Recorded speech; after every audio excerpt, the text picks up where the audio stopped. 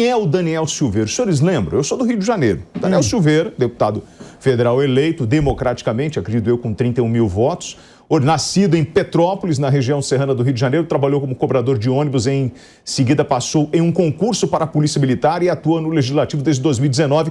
Constam no currículo do senhor Daniel Silveira. Usava atestados médicos falsos para faltar ao trabalho como cobrador de ônibus no Rio de Janeiro. As falsificações geraram registros policiais. Esses registros atrasaram em torno de 3 anos a autorização para que ele assumisse as funções policial-militar depois de passar no concurso. Na PM sofreu 96 punições, 26 dias de prisão, 54 dias em detenção, 14 representações e 2 advertências. Como deputado, foi condenado no Supremo por desrespeito às instituições públicas e ameaças às autoridades. Bom, esse é o currículo ideal de um parlamentar que vai defender os interesses de uma sociedade? Sinceramente... Piperno.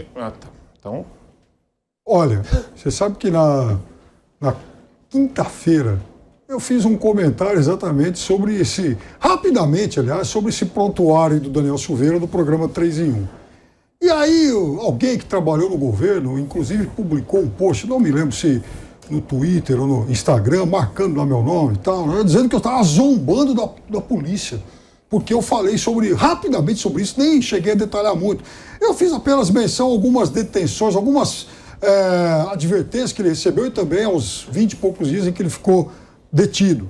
E também rapidamente, muito rapidamente, a questão dos atestados médicos que ele conseguia, sabe-se lá como, no tempo em que era cobrador de ônibus. Mas o que eu disse é o seguinte: se o Daniel Silveira serve de mártir para alguma coisa, é porque a extrema-direita está muito mal aí de ícones morais. De qualquer forma, ou ela está sofrendo de carência moral. De qualquer forma, quero dizer para você o seguinte, William, eu considero o Daniel Silveira uma figura abjeta e não estou dizendo isso hoje, desde muito tempo. Considero que a condenação dele foi justa, há uma divergência com os meus colegas, mas perdeu lá por 10-1 e há muita gente que defende essa condenação. Agora, vamos ao que tomou conta de todas as discussões do país de quinta-feira à noite para frente, que é a questão do indulto. O indulto é uma atribuição do presidente da República, ponto. Isso existe no Brasil desde a primeira Constituição.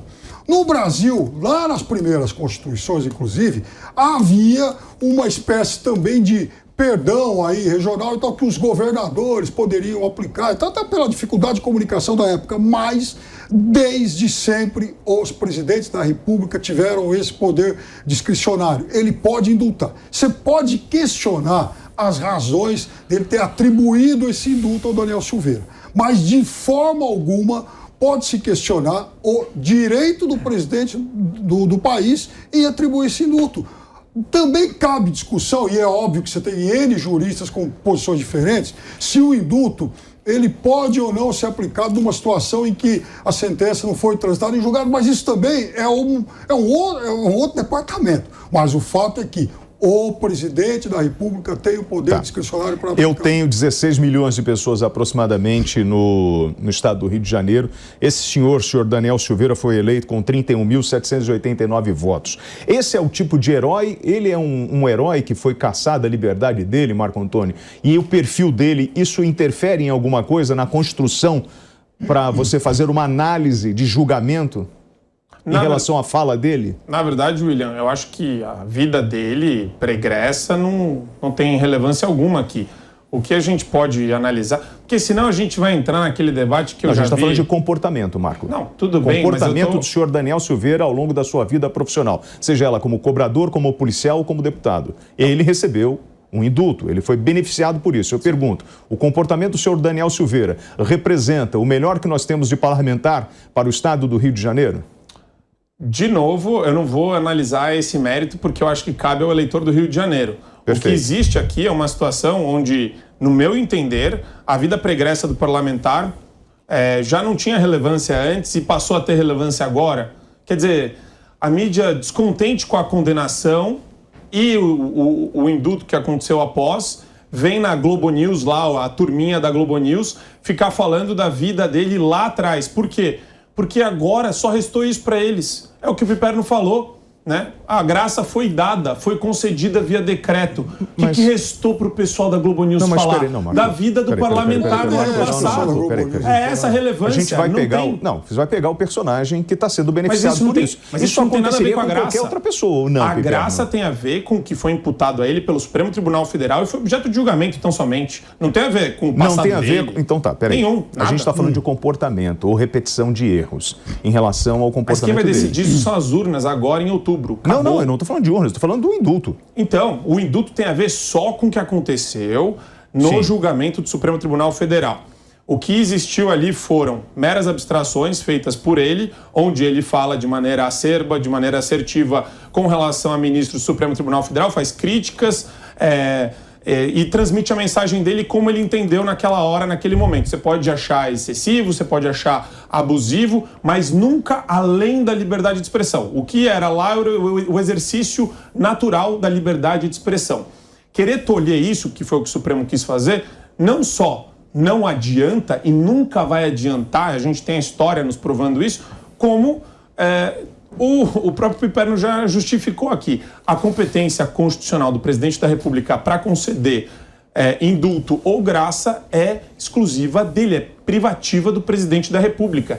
Não existe discussão jurídica, eu vou além ainda, com relação o acessório que segue o principal, inelegibilidade, qualquer outra questão relacionada à pena que foi atribuída ao Daniel Silveira pelo Supremo Tribunal Federal, não tem absolutamente a menor possibilidade de se manter. Depende. Então, multa, inelegibilidade, qualquer outra restrição decorrente desse julgamento não existe. A graça foi concedida. Esse negócio de querer discutir isso daí é a galera Randolfo Rodrigues, essa galera que brinca de Constituição como entende, né, para ficar fazendo estripulia jurídica com a Constituição, só para criar mais mídia negativa contra o presidente. Eu pergunto de novo, Daniel Silveira, então, foi um injustiçado pela Corte? Acho que não. Piperno com a palavra. Não. Ele cometeu uma série de delitos, inclusive ele foi punido por vários, não é uma coisa só, né? E veja, ele tem essa vida pregressa toda aí que a gente já acabou de, enfim, apontar aqui também. Foi eleito deputado. Agora, exatamente, infelizmente ele foi eleito deputado.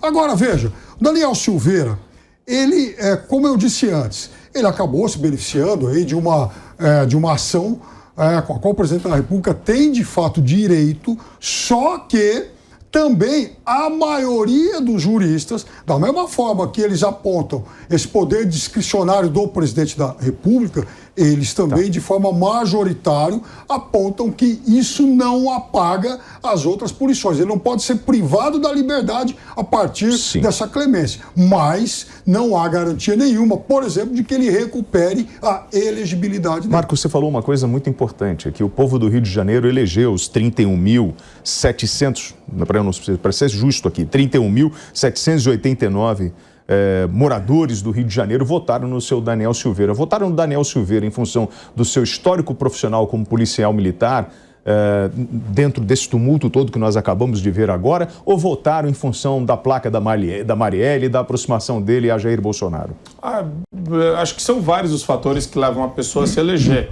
Tem pessoas que se elegem e mudam completamente o viés ideológico delas no meio aí do mandato. Tem pessoas que conseguem até desenvolver um trabalho mais respeitável durante o mandato. Então, isso é muito relativo. Eu entendo aqui, William, acho que o ponto... Esse voto do povo brasileiro, dos moradores do Rio de Janeiro, foi um voto, então, consciente na vida profissional desse senhor? Se a gente pegar e analisar com uma lupa os 513 deputados federais, vai me desculpar. Essa lupa bizarra midiática que está sendo colocada sobre o Daniel é só por ocasião da graça concedida pelo presidente. Se você começar a analisar, tá cheio de ex-prefeito, ex-governador que tem um monte de ação civil pública, que tem um monte de problema na justiça também. Então, a gente vai fazer 513 debates sobre cada um deles. Eu acho que isso não é relevante. Piperno, a gente entender e descobrir a vida profissional. Do Rio de Janeiro fazer até essa porque análise. Essas pessoas vão representar o povo. Sim, mas eu estou falando de 16 milhões ele vai ser provavelmente candidato ao Senado. Estado. E eu vou falar uma coisa, como candidato ao Senado, ele tem chance de se eleger, inclusive.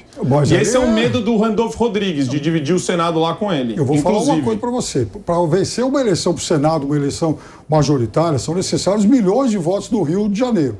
Eu não acredito que o Rio de Janeiro tenha tanta gente com esse tipo de carência moral a ponto de votar num tipo como esse. Depende do grau de campanha difimatória que vai ser feito também. 31 mil votos para 2, 3 milhões é um salto e tanto. Eu não sou cabo eleitoral de ninguém aqui, mas eu eu só acho que tem chance. A partir do momento que o Bolsonaro dá um indulto para ele, Bolsonaro coloca ele debaixo de suas asas. Sim. Não é isso? Não, acho que não tem essa de asa, William. Existia uma injustiça, ela foi sanada por um instrumento republicano previsto na Constituição, taxativamente. A galera grita porque não tem mais argumento. Então começa essa gritaria insana de falar que agora vai ser inelegível, a pena tem que se manter. Sabe, não dá para brincar de Constituição escrita para... E aí, o que nós podemos esperar de Rosa Weber? A Constituição, inclusive, ela não é clara em relação a essa questão de manter as outras segue penas. O principal, E outra coisa, Piperno, isso é um princípio lógico. O acessório segue o principal. Não é lógico assim. E outra coisa, aliás, eu ouvi jurista. Aliás, tá cheio de jurista falando inclusive, o presidente Carlos... Tá falando olha, o presidente Carlos Veloso, o ex-presidente do STF, ele fala sobre isso, inclusive sobre a questão também apontada como um problema para muita gente do fato de que esse perdão ele ocorre antes que haja o final da condenação, porque não tem sentença definitiva por enquanto. A defesa, inclusive, pode correr, o indulto pode impor vários embargos. Pode ser realizado a qualquer momento. Não, sim, Marco, mas vamos lá. Essa ferramenta é aquela coisa, né? Para os amigos, tudo, para os inimigos, a lei. Não. Para os injustiçados, o instrumento do indulto. Ele foi perseguido por uma corte. Você tem... Gente, é só pegar a entrevista maravilhosa aqui do Ives Gandra da Silva Martins, do Marco Aurélio hoje de manhã, ex-ministro do Supremo Tribunal Federal, deixou muito claro. Quer dizer, não tem... A gente não pode querer relativizar tudo. Não dá. Existem parâmetros objetivos na República. Então, se você está me dizendo que a Corte errou em todos... nervoso hoje. Se a Corte errou em todas as instâncias e fez um julgamento equivocado, principalmente o senhor Alexandre de Moraes, eles precisam pagar essa conta. O Marco Aurélio... Não, é isso? Veja. O ministro Alexandre de Moraes, em 2018, deu lá um voto exatamente em favor dessa questão de reforçar o fato de que o presidente da República tem esse poder discricionário. Então, eu duvido que o ministro Alexandre de Moraes... Não é isso que eu estou falando, senhores. O quê? Eu estou dizendo que o senhor Daniel Silveira foi preso, colocaram uma tornozeleira dele, foi escrachado no Brasil inteiro. Não, se tudo foi legal, alguém precisa ser responsabilizado. Alexandre de Moraes... Ele foi tudo legal e condenado por 10-1 no STF. E veja, lá atrás, um ano atrás... a Câmara dos Deputados, a casa na qual ele milita, autorizou que ele fosse preso por 364 votos. Então, aí eu pergunto, todo esse contexto que o Piperno trouxe agora, do tribunal, condenando o senhor Daniel Silveira, Bolsonaro vem e fala assim, não vou dar um indulto porque houve uma injustiça. Isso. É um poder que o presidente tem. Acabou. Não acabou não. Porque a partir do princípio... discutir do ponto de vista ético essa questão. Quando o presidente toma essa decisão, ele está dizendo que a Corte errou. A Corte ultrapassou os seus limites. Sim, ele foi... Então a Corte precisa ser responsabilizada.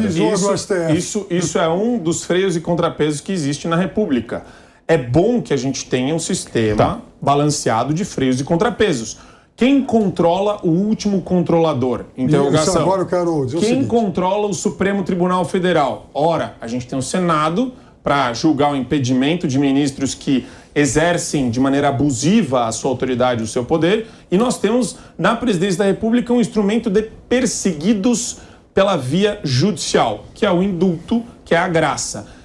Aconteceu exatamente uma situação tão excepcional que justifica você acredita que o GSI apresentou para o Bolsonaro a ficha do Daniel Silveira com todo o histórico dele pregresso? Isso não tem absolutamente qualquer relevância para o presidente se aproximar dessa pessoa e falar assim, olha, ele houve realmente um equívoco, ele não abusou das palavras contra o tribunal. O indulto de Natal é concedido constantemente também como praxe. Então, não tem qualquer relevância. Esse tem uma motivação. Qual? O que é de desonerar o sistema carcerário.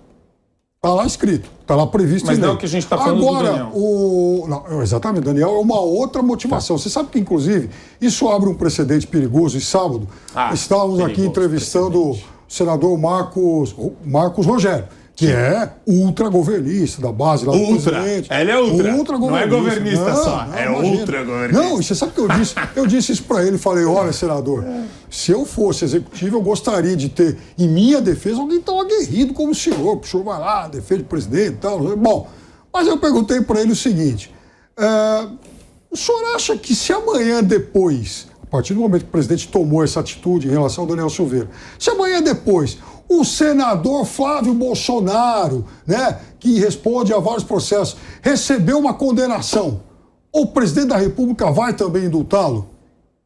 Esse é o precedente que para mim se abre. E aí, esse Marco precedente Antônio? pode ser utilizado por quem está na cadeira de presidente da República. Aos amigos tudo, aos inimigos a lei. Eu pergunto, então vamos lá, Marco. É assim, virou uma briga pessoal. Isso o Brasil inteiro está enxergando. É uma disputa em cima da Constituição e cada um interpreta do seu jeito. Então eu tenho uma ferramenta X, vou usar, o outro vai apresentar outra ferramenta. E, na verdade, o objetivo é criar o caos? Sinceramente, William, sim. Para quê? Por parte do Supremo Tribunal Federal. Por que o Supremo quer o caos? Porque, na verdade, o Supremo não está preocupado com previsibilidade e segurança jurídica no nosso ordenamento jurídico e no nosso Mas é a ambiente função do institucional. Supremo. Então, olha que problema que a gente tem. Você tem Barroso com fala política, você tem Lewandowski coordenando comissão de juristas para votar uma nova lei do impeachment. Com que interesse será que o Lewandowski está articulando isso daí? Sabe, não tinha que se meter em pauta política legislativa. É simples assim. Aí você tem a Rosa Weber, que ele falava que a Rosa Weber, olha, ela não arquivou o inquérito da Globo. Sim, agora arquivou de novo. O que foi? Eles foram atacados por Daniel Silveira. Atacados por palavras? Machucou bastante, hein? Marco, ninguém palavras gosta machucam. É isso? Eterno, vamos lá. Palavras machucam. Para Marcos, agora, o Supremo quer o caos. O caos é interessante para Bolsonaro? Claro que é. Por quê? Porque o Bolsonaro, veja, Bolsonaro, se não tiver caos, se tiver, por exemplo, uma situação de tranquilidade, de céu de brigadeiro, Bolsonaro é como uma escola de samba sem samba enredo e bateria, ele não funciona. Então ele precisa do choque, precisa do confronto não é o PT, o tempo da todo. corrupção Ele e da precisa de ir lá loucura para a rede, não. precisa de ir lá para a rede social, da invasão de propriedade. enfim, para provocar, para falar, vamos lá, gado! Aí vai todo o gado das redes Chamando sociais. de gado a galera que apoia. Essa turma lá do império, enfim, dos gabinetes do ódio, vamos lá e tal. Então ele precisa